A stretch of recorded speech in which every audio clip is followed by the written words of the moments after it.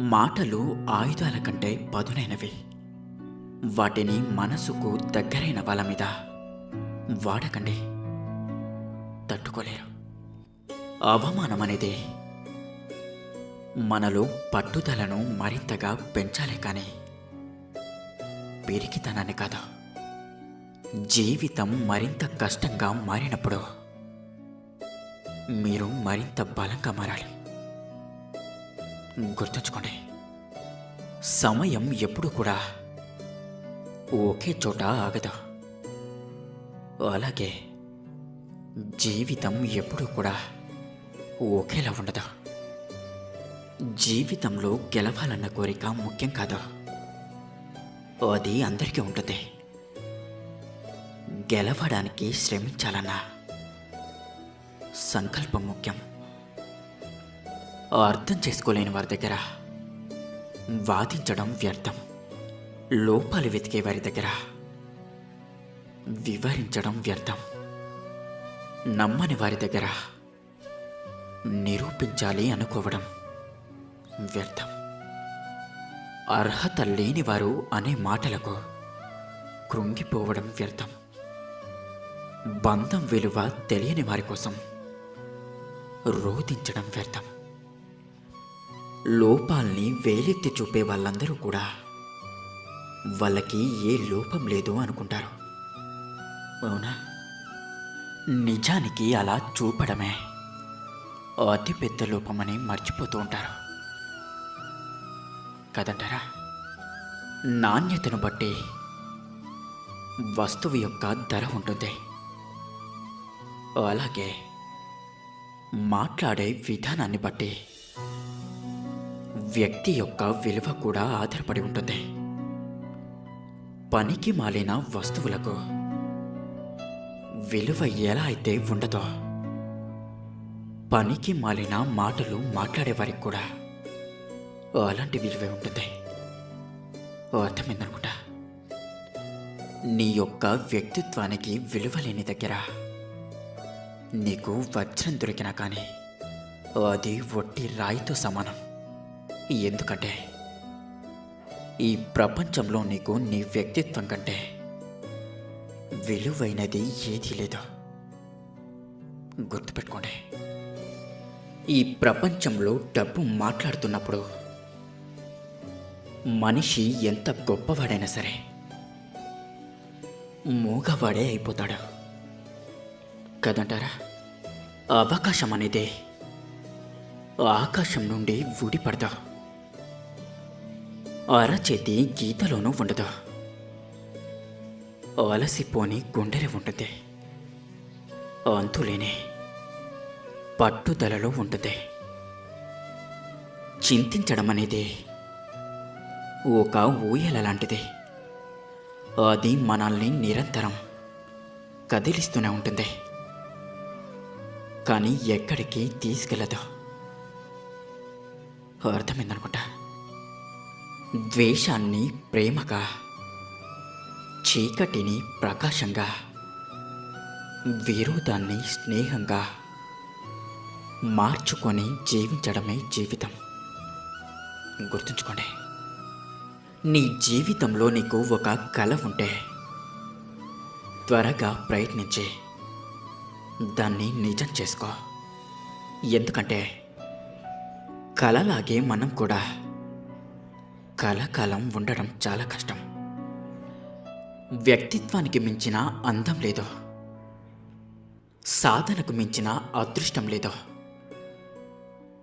ప్రేమకు మించిన తోడు లేదు, ప్రతిభకు మించిన ధనం లేదు, విజయానికి మించిన ఆనందం లేదు, ధైర్యానికి మించిన శక్తి లేదు, సహాయానికి మించిన గొప్పతనం లేదు. ఒక తెలివి తక్కువ వాడిని తన మాటలతోనే గుర్తించవచ్చు. అదే తెలివైన వాడిని అతని యొక్క నిశ్శబ్దంతో గుర్తించవచ్చు. ప్రతి ఒక్కరికి కూడా ఎప్పుడు, ఎక్కడ, ఎలా మాట్లాడాలో తెలిసి ఉండాలి. అది తెలుసుకున్నవాడే ఈ ప్రపంచాన్ని ఏలగలుగుతాడు. ఒక్కసారి విల్లు నుంచి వదిలిన బాణం ఎలాగైతే తిరిగి రాదో, అలాగే మాట్లాడిన మాటలు కూడా వెనక్కి తీసుకోవడం అనేది అసంభవం. జీవితంలో ఒక్కోసారి మౌనంగా ఉండడమే సరైన సమాధానమవుతుంది. అదే మాట్లాడకూడని ఒక్క మాట మాట్లాడినా పెద్ద ప్రమాదమే జరగవచ్చు. అంటే ఇక్కడ మీ మాటే మీ యొక్క బలమని అర్థం. అలాగే మీ మాటే మీ యొక్క బలహీనత అని కూడా అర్థం. కొందరు ఇలా కూడా ఉంటారు. వారు తెలివైన వారని నిరూపించుకోవడం కోసం నిరంతరంగా మాట్లాడుతూనే ఉంటారు. కానీ మౌనంలోనే నిజమైన శక్తి, అలాగే నిజమైన విజయం దాగి ఉన్నాయని వారు ఎప్పటికీ గుర్తించరు.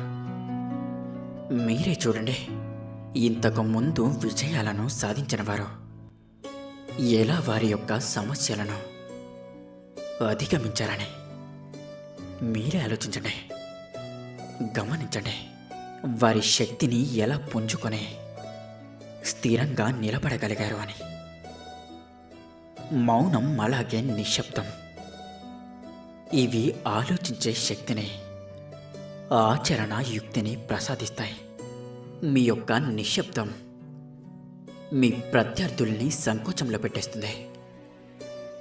మీ యొక్క ఆలోచన ఏమిటో, మీ తర్వాతి అడుగు ఎలా ఉంటుందో వారు అంచనా వేయలేక ఓడిపోతారు.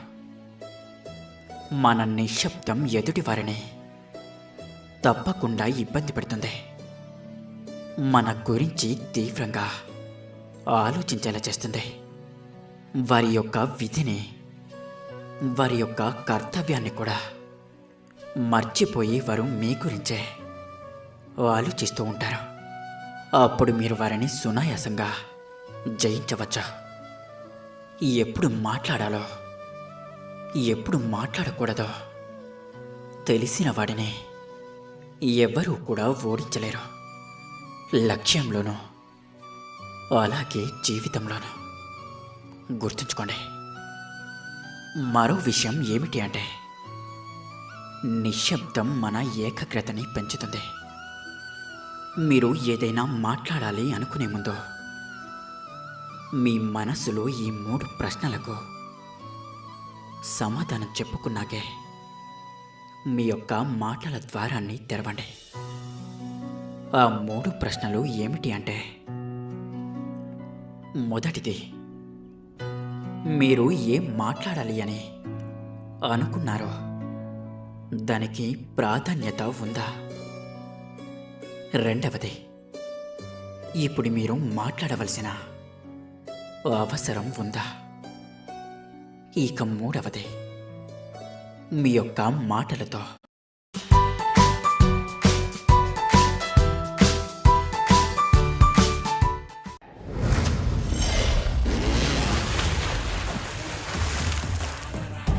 పుష్ప. ఇక మూడవది, మీ యొక్క మాటలతో అక్కడి పరిస్థితిని కొంతైనా మార్చగలుగుతారా? ఈ 3 ప్రశ్నలకు మీకు మీరే సరైన సమాధానం ఇచ్చుకుంటే మీకే అర్థమవుతుంది. ఈ 3 ఏ ఒక్కదానికి సమాధానం దొరకకపోయినా అక్కడ మీరు నిశ్శబ్దంగా ఉండడమే ఉత్తమమని గుర్తుంచుకోండి. ఈ 3 ప్రశ్నల గురించి ఆలోచించే ప్రయత్నంలో మీరు చెప్పాలనుకున్న విషయంపైన, మీ యొక్క మాటలపైన, చెప్పే విధానంపైన కూడా ఏకాగ్రత మరింతగా పెరుగుతుంది. దీనితో మీరు మాట్లాడే మాటలు కూడా మరింత శక్తివంతంగా తయారవుతాయి. మరో విషయం ఏమిటి అంటే, నిశ్శబ్దం అలాగే మౌనం ఇతరులకు మనపై నమ్మకాన్ని పెంచుతుంది. ఇద్దరి వ్యక్తుల మధ్య సంబంధం బలపడాలంటే ముందుగా వారి మధ్య ఉండాల్సిందే నమ్మకం. ఎవరికైనా మీపై నమ్మకం పెరగాలి అంటే ముందుగా మీరు చెయ్యాల్సిందే మాట్లాడటం కంటే కూడా ఎక్కువగా వినే గుణాన్ని పెంచుకోవాలి. ఒకరు మీపై నమ్మకం ఏర్పరచుకోవాలంటే ముందుగా వారు చెప్పే మాటలను మీరు చాలా ఓపికగా వినడం నేర్చుకోవాలి. ఇతరుల మాటలను వినడం, అలాగే వాటిని అర్థం చేసుకోవడం అంత చిన్న విషయమేమీ కాదు. వినడం అంటే మీరు నిశ్శబ్దంగా ఉండి ఎదుటి వారి మాటలను వింటున్నట్లు నటిస్తూ మన వంతు వచ్చినప్పుడు మాట్లాడదాంలే అని వేచి ఉండడం కాదు. దీనివల్ల ప్రయోజనం కొంత కూడా ఉండదు. మీరు చుట్టుపక్కల పర్యావరణాన్ని, అలాగే వారు చెప్పే మాటల్లోని వివరాలను క్షుణ్ణంగా తెలుసుకోవాలి. అంటే మీకు గ్రహించే శక్తి, అలాగే వినడం అనే ముఖ్యమైన గుణాన్ని కలిగి ఉండాలి. ఇవన్నీ కూడా కేవలం నిశ్శబ్దం, అలాగే మౌనం వల్లే సాధ్యమవుతాయి. చాలామంది ఇలా చేస్తూ ఉంటారు. ఎవరైనా కొత్త వాళ్ళు కానీ పాత వాళ్ళు కానీ కలిసినప్పుడు మాట్లాడుతూనే ఉంటారు. వారి జీవితం ఎంత బాగుందో, వారు జీవితంలో ఎంత ఆనందంగా ఉన్నారో చెప్పుకోవడం, లేదంటే ఎన్ని సమస్యలతో జీవితాన్ని ఎలా నెట్టుకొస్తున్నారో చెప్పుకుంటూనే ఉంటారు. కొద్దిసేపైనా నిశ్శబ్దంగా ఉండటానికి వారు ఇబ్బందిగా భావిస్తూ ఉంటారు. అందుకే అదే పనిగా మాట్లాడుతూనే ఉంటారు. కానీ విజయవంతుల్ని, అలాగే శక్తివంతమైన వ్యక్తుల్ని మీరు ఎప్పుడైనా గమనించారా? వారు మాట్లాడడం కంటే కూడా ఎదుటి వారిని ప్రశ్నలు వేస్తూ వాళ్ళు చెప్పింది శ్రద్ధగా వింటూ ఉంటారు. ఎదుటివారు చెప్పేటప్పుడు చాలా ఆసక్తికరంగా వింటూ ఉంటారు. దీని కారణంగా ఎదుటివారు వారికి ఎంతో ప్రాధాన్యత, అలాగే విలువ ఇస్తున్నట్లుగా భావిస్తూ ఉంటారు. దానితో వారిపై నమ్మకం, అలాగే గౌరవం కూడా పెరిగిపోతుంది. మనలో చాలామందికి మౌనంగా ఉండడం అనేది ఇష్టం లేని విషయం, అవునా? కొంతమందిని ఈ శబ్దం భయపెడుతుంది కూడా. చాలామందికి నిశ్శబ్దంగా ఉండడం వల్ల ఒంటరితనంగా అనిపిస్తూ ఉంటుంది. కొందరి ఆలోచన ఎలా ఉంటుంది అంటే, అందరూ నన్ను చూడాలి, నాతోనే మాట్లాడాలి, నన్ను బాగా ఇష్టపడాలి, అందరూ నా గురించే ఆలోచించాలి అనుకుంటూ ఉంటారు. వాటి కోసమే ఎక్కువగా మాట్లాడుతూ ఉంటారు. మౌనం అనేది ఒక అద్దం లాంటిది. మనల్ని మనం పూర్తిగా తెలుసుకోవాలంటే ఈ నిశ్శబ్దం అనేది ఎంతగానో ఉపయోగపడుతుంది. మనం నిజంగా మన యొక్క అంతరాత్మతో కలిసి ఉన్నప్పుడు మన నిజస్వరూపం బయటపడుతుంది. అలాంటప్పుడు మనం సంతోషంగా ఉండడం కోసం ఇతరుల ఉనికి మనకు ఏమాత్రం కూడా అవసరం ఉండదు. మీతో మాట్లాడే మనుషులు మిమ్మల్ని చూసి నవ్వచ్చు, మిమ్మల్ని దూషించవచ్చు, దుర్భాషలాడవచ్చు. వాటి యొక్క ప్రభావం మీ యొక్క వ్యక్తిత్వంపై ఏమాత్రం పడదు. నీకు నువ్వు తోడుండగా ఒంటరితనానికి ఏమాత్రం అవకాశం ఉండదు. నువ్వే నీ బలంగా మార్చుకో. మౌనంగా మనం సమయం గడిపినప్పుడు మనల్ని మనం ఇంకా ఇష్టపడతాం. ఆత్మవిశ్వాసం కూడా ఎంతగానో పెంపొందుతుంది. ప్రయత్నించండి, మీకే అర్థమవుతుంది. ఇక అందరూ నాతో పాటు ప్రేమతో ధ్యానించండి. రాధా కృష్ణ.